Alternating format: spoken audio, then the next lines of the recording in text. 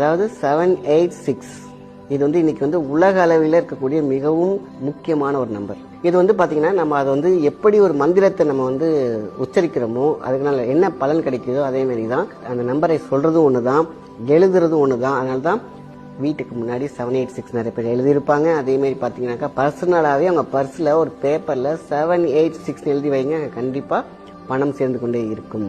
ஏன்னா எதை நினைத்து அந்த எழுதுறோமோ அதுக்கான உருவை அது கொடுத்து விடும்.